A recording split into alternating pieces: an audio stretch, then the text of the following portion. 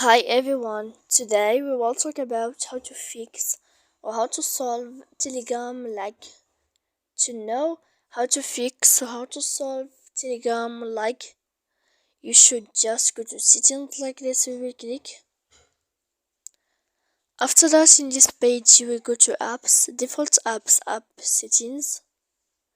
When you will see this list, you will go down to find the application of Telegram and you will enter.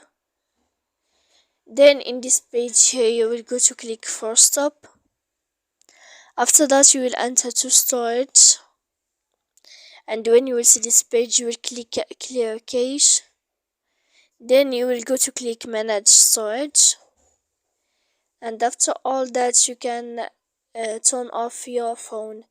So please don't forget to support us by like and subscribe. See you next time in another video.